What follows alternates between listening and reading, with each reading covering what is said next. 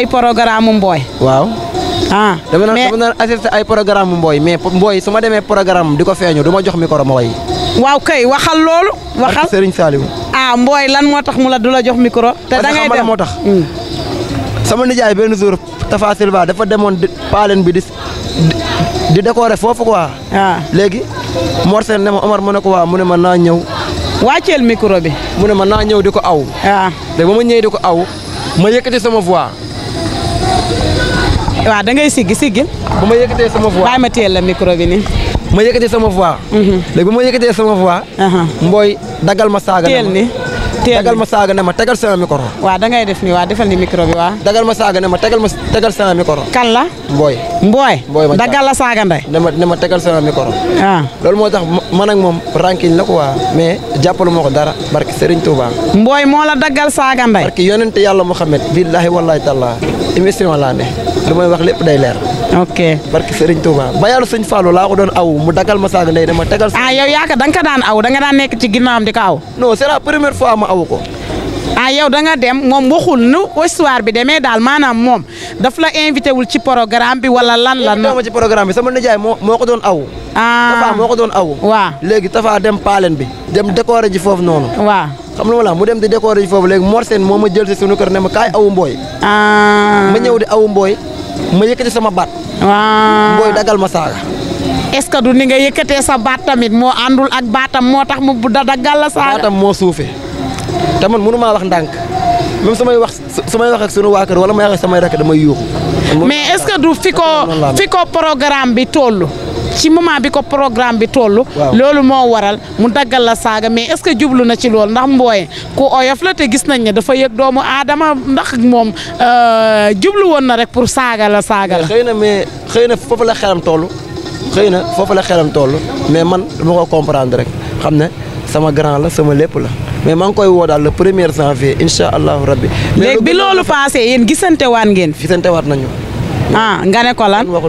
dama ne ko maa ngi jégalu rek affaire yooyu noonu mais daal ci kàttanu yàlla moom maa ngi koy woo le 1er janvier incha allah mais lu gënoon na rafet mu bàyyi ba programme bi jeex wala mu ñëw ba ci man. wax la ndànk waa mu wax ma ko ndànk parce que ñëpp mbooloo bi yëpp ba mbooy jëlee micro bi ba ma tegee micro bi parce que mbooloo bi yëpp ñu ngi doon wax naan lan moo tax ma teg micro bi lu tax ma teg micro bi. est-ce que yow tamit fi nga ko awoo moom temps la quoi ndax awoo nga ko woon ci temps. aw naa ko ci temps. man xam naa aar bu baax. xale laa de. boobu ban way la mbooy doon way. xam naa ci aar bu baax. boobu ban way la doon way. da doon way ay waay doo ñaaw du yàgg baa ngay ñaaw yaa jomma ñaaw sa gandu xaaraan kay wayo ma doo ñaaw du yàgg baa ngay ñaaw. ndeysaan. yaa jomma ñaaw sa gandu xaaraan kaay wayo ma bu dul woon pexeb noon waaw wayande yëppay neex. bu dul woon pexeb noon. ndeysaan. wayande yëppay neex yaa jomma ñaaw sa gandu xaaraan kaay wayo ma. ndeysaan boobu la doon way. macha allah yow nag nga awoo ko ci noonu nga ko aw mais sa baat moo gën a jóg baatam. moo gën a jóg baatam mu daggal ma saaga ndey Olof Njaay daan na wax ne bëre mbër ku ne xam nga que la mën da nga ko dul nangu. foofu junj la de. te junj loo bëgg a wax foofu leeralal ñu.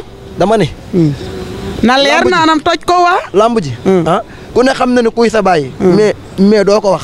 yow loo bëgg a wax. yaa ngi dégg mbooy bu ñu jàkkaarloo ci billaay wala ñu jàkkaarloo wala ci xew mu yor micro ma yor micro. yaa mën mbooy yow yaa mën mbooy dëkk bi yëngu na Omar nag nee na moo mën mbooy. ci maanaam gaa yee ko wax ñuy siiw. parce que xam la moo tax ñoo ko wax nañ ko ba yàgg. ba pare li ma gën a métti ma kerewaat sama woy maa la ñaaw na. mu jël ko ci man. te boobu yaa ko keree. maa ko moom barki Serigne Touba. kon mbooy tooñ na la de. ma keree maa la ñaaw na mu ne ko coppet ci man xam lu ma lax mais loolu lépp man du ma bind.